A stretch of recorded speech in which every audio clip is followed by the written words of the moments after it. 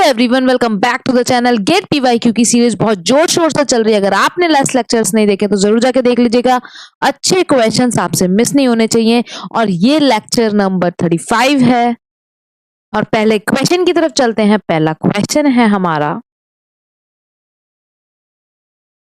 22 mld of water is flowing through 3 kilometre long pipe. तो pipe की dimension हमें दे रखी है, डाया दे रखी है 50 सेंटीमीटर। ठीक है, तो हमें लेंथ दे रखा है, लेंथ की बात करें 3 किलोमीटर है।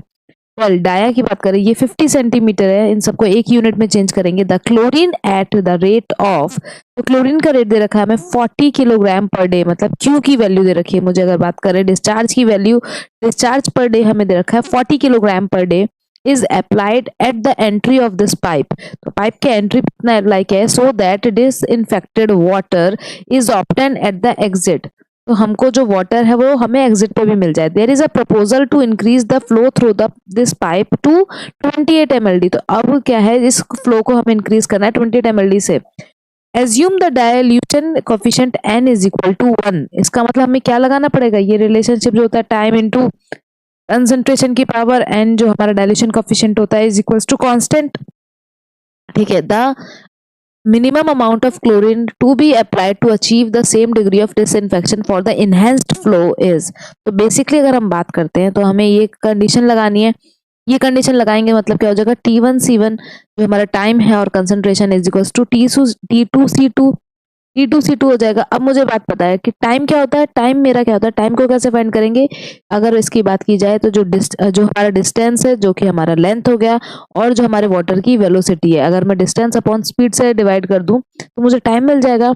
और कंसंट्रेशन की बात करें तो कंसंट्रेशन कैसे फाइंड करेंगे, कंसंट्रेशन क्या होगा, weight of disinfectant per day. तो ये क्या हो जाएगा, वेट, कंसंट्रेशन की बात करें तो वेट ऑफ डिसइंफेक्टेंट, कितना डिसइंफेक्टेंट पर डे हम यूज कर रहे हैं, weight of disinfectant per day divide करेंगे किससे, डिस्चार्ज से। हम किससे डिवाइड कर देंगे, डिस्चार्ज पर डे से। डिस्चार्ज पर डे से अगर डिवाइड कर देंगे तो मुझे कंसंट्रेशन की भी वैल्यू मिल जाएगी। ठीक है, हमें ये इक्वेशन यूज करनी है। तो हमें पता T1C1 जिसकी पावर n हो जाएगी, T2C2 जिसकी पावर n हो जाएगी। n की वैल्यू 1 गिवन है, इसका मतलब मैं यहाँ से ये n हट जाएगा हमारा, तो ये हो जाएगा T1C1 is equal to T2C2। ये लगाना है। लेकिन सबसे पहले हमें t का भी रिलेशन देख लिया और c का भी रिलेशन देख लिया।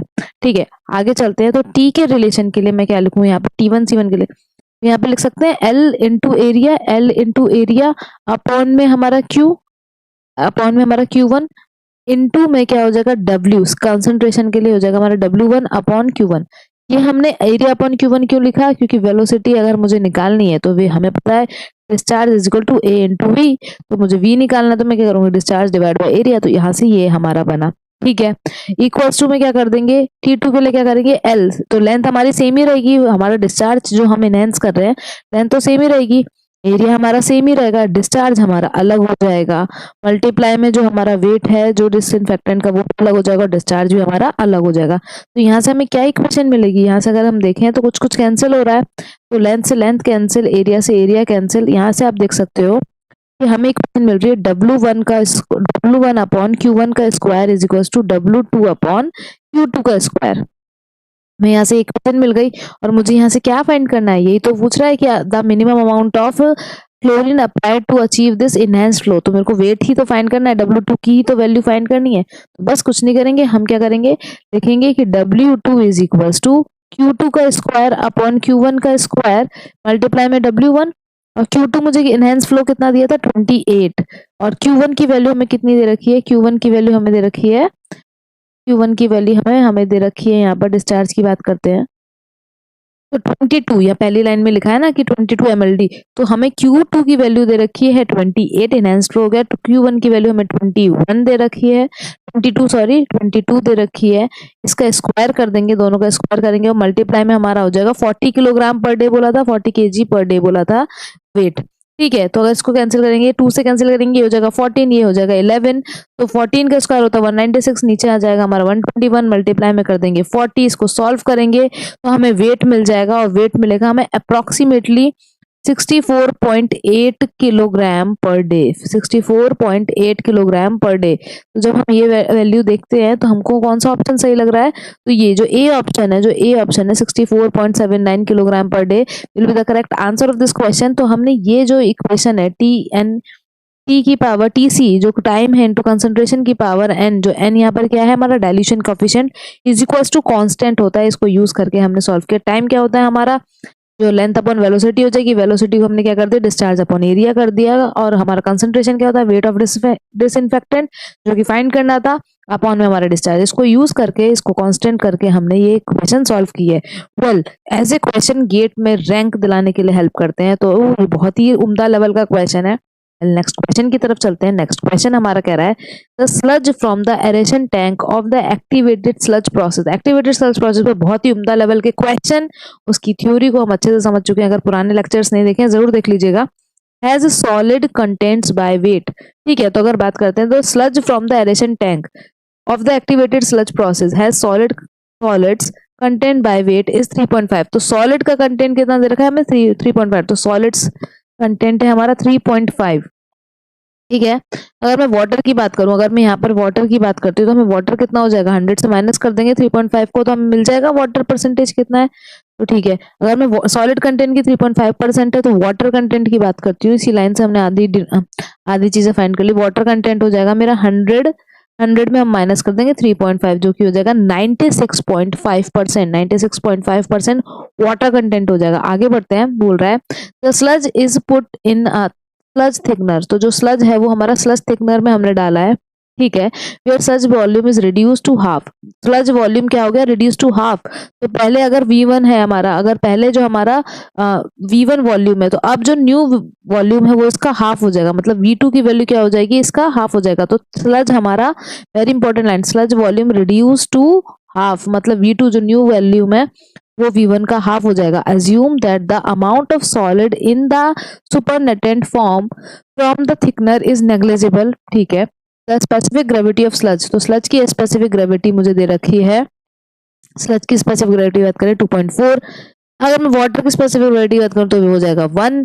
अगर हम बात करते हैं डेंसिटी ऑफ वाटर, हमें 1000 किलोग्राम पर मीटर क्यूब दे रखा है। The density of the sludge removed from the aeration tank and the solid content of the thickened sludge are respectively. तो मुझे पहली बात तो डेंसिटी फाइंड करनी है, स्लज की। ठीक है, और फिर हमें क्या फाइंड करना है? जो वॉल्यूम उसने थिकन किया है। तो आराम से फाइंड कर सकते हैं वॉल्यूम, जो सॉलिड कंटेंट है, सॉलिड कंटेंट फाइंड करना है हमें थिकन स्लज का। तो सबसे पहले हम डेंसिटी फाइंड करते हैं। पता है अब हमें क्या पता करना है? स्लज की डेंसिटी फाइंड करनी है। तो स्पेसिफिक ग्रेविटी फाइंड कर लेते हैं। सबसे पहले 100% में जो हमारा स्लज है, स्लज की स्पेसिफिक ग्रेविटी फाइंड करेंगे हम। ठीक है, ये बेसिकली किसके वजह से बन रहा है? 96% कौन है? हमारा वाटर। वाटर की हमारी स्पेसिफिक ग्रेविटी 1 हो जाएगी। 3.5% हमारा क्या प्रेजेंट है? सॉलिड्स प्रेजेंट है, और उसकी स्पेसिफिक ग्रेविटी हमें कितनी दे रखी है? 2.4। यहाँ से हम स्लज की स्पेसिफिक ग्रेविटी निकालने और डेंसिटी निकालने के लिए 1000 से मल्टीप्लाई कर देंगे। तो इसको सॉल्व करते हैं। जब इसको सॉल्व करेंगे यहाँ से, तो इसको आराम से सॉल्व कर सकते हैं। 2.4 को हम एलसीएम ले लेंगे। 2.4 का एलसीएम लेंगे तो यहाँ क्या हो जाएगा? यहाँ पे 100 अपॉन जो स्पेसिफिक ग्रेविटी है स्लज की इक्वल्स टू 96.5 में 2.5 का मल्टीप्लाई हो जाएगा प्लस 3.5 यही रहेगा, और डिनोमिनेटर में आ जाएगा 2.4। 2.4 को 100 से मल्टीप्लाई कर देंगे, ये जो पूरी वैल्यू आ जाएगी इसको डिवाइड कर देंगे, तो हमारे को एस जो हमारा स्पेसिफिक ग्रेविटी है स्लज का उसकी वैल्यू मिल जाएगी, और उसकी वैल्यू हमारी हो जाएगी, निकल के आएगी 1.02084।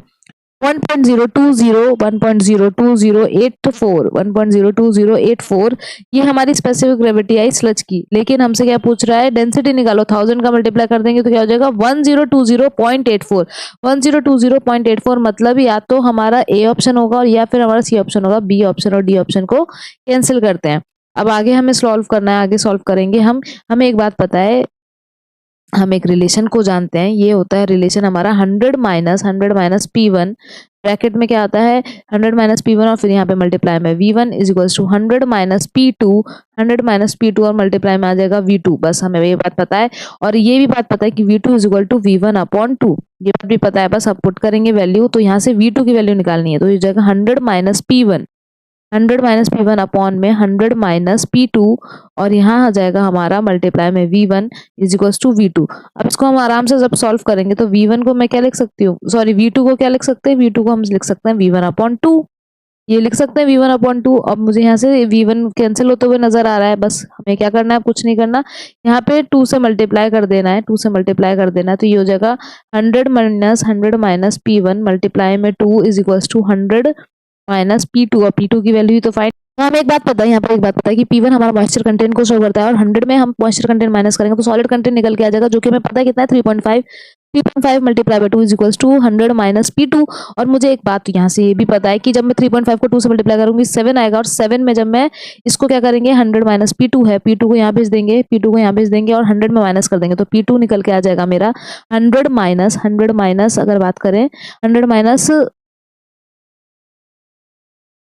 और 100 माइनस P2 ही तो हमारा सॉलिड कंटेंट हो जाएगा जब वो डाइजेस्ट होके आया है। 100 माइनस P2 ही तो सॉलिड कंटेंट हो जाएगा हमारा जो डाइजेस्ट हो गया है, मतलब क्या है, 7% करेक्ट आंसर आ जाएगा। 7% हमारा जो है आंसर आएगा जब वो डाइजेस्ट होके आया है। तो बेसिकली अगर हम ऑप्शन में देखें तो ये हमारा C option will be the correct answer. यहाँ से स्लज की डेंसिटी में मल्टीप्लाई कर देंगे 1000 तो आ जाएगा 1020.84, और 7% हमारा सॉलिड कंटेंट निकल के आया है जब वो डाइजेस्ट हो जा रहा है। वो जो थिकन स्लज आया है उसमें कितना सॉलिड कंटेंट प्रेजेंट है, तो 100 minus P2 which will be 7%। और एक क्वेश्चन का आंसर आप लोगों को करना है। इस क्वेश्चन का आंसर जरा बताइए कि high alumina cement, blast furnace slag cement, quick setting cement और रैपिड हार्डनिंग सीमेंट किन किन से मैच कर रहा है, इनमें से कौन सा ऑप्शन करेक्ट होगा। हाई अर्ली स्ट्रेंथ देखने को मिलेगी, जिप्सम फ्री सीमेंट है, सेलेनिटिक सीमेंट है, used in mass concrete work है, या used in chemical factories and mines. तो ये बताइए कि मैच करके कि कौन सा option will be the correct answer of this question.